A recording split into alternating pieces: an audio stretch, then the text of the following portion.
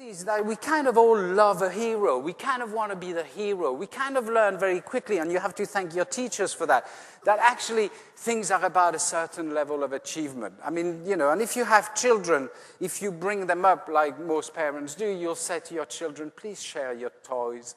Please share with them. Be kind to other children. And then they go to school and they're faced with the test. So the first thing they do is they share the test because Mommy and Daddy have always said share something.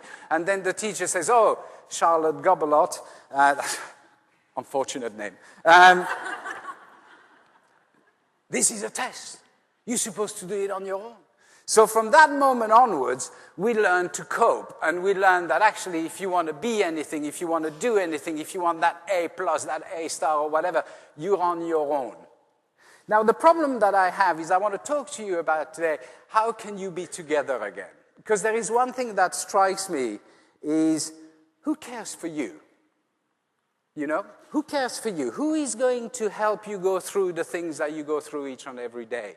My life is quite straightforward. I go and I meet people and I chat, and sometimes I get paid. It's marvelous. I am never faced in my life with the stuff that you face with each and every day. And if your life is about caring for other people, it's a bit like a battery.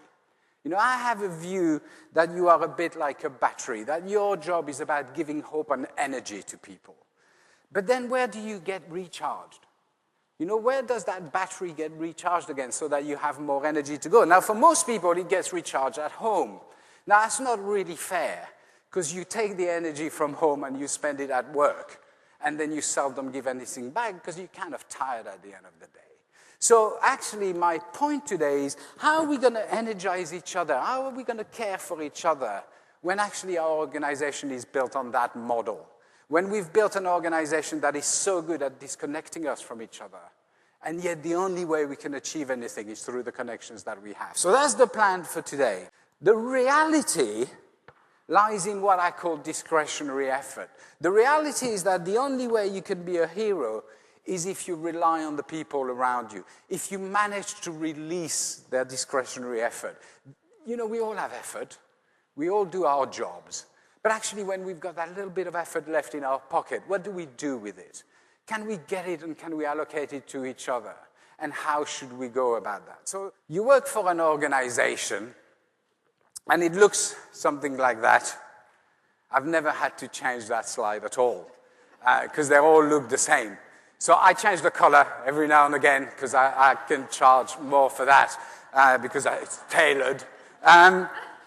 And then because I know you guys are in the health sector, you've had McKinsey and BCG and all the big consulting house dealing with you, so they've put dotted lines. Now, nobody's got a clue what they do, but you've paid about £500,000 per dotted line, so we might as well put them on the chart. If you're ever wondering why you've got a dotted line, it's McKinsey's way of saying, you guys should really talk to each other. But you can't really charge for saying that, so you put a dotted line. But that's basically an organization.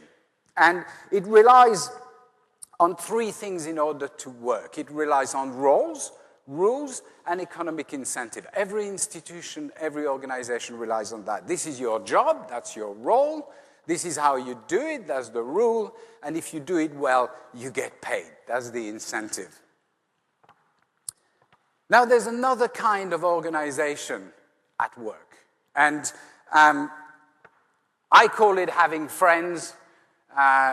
Management thinkers call it social network analysis. But it's basically you and I knowing that you cannot achieve anything in an organization unless you know somebody. That if you follow the chart and if you follow the process throughout the organization, you'll probably end up in a weird place. So you call your mate. Yeah, you kind of say, hey, look, I'm facing this, and how about this, and how about that? That's a social network, and it's a bunch of people trying to make sense of the world. I like to call this a company, because I like the Latin root of company, because it's the same as companionship. It's about breaking bread together. How do we get together and make sense of the world with each other? And if you think about your world, it's kind of a combination of the two. And the key is to understand that a company is about individuals. It's not about roles. It's about friends. It's about people.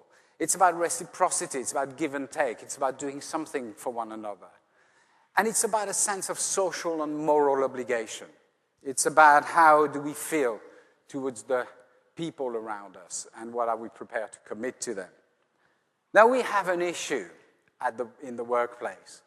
Those two worlds are not only disconnected, but they fight each other.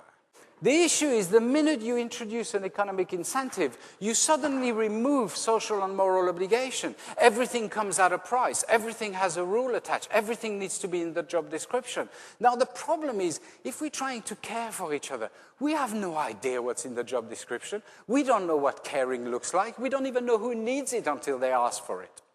So we have an issue where actually, even at work, we're conflicted between those two worlds. And what I really want us to focus on is, how do we reconnect them? How can we ensure that actually the energy which we have at that level is applied to the delivery of our objective? Please don't get me wrong. I'm not saying that the top doesn't matter. Of course it matters.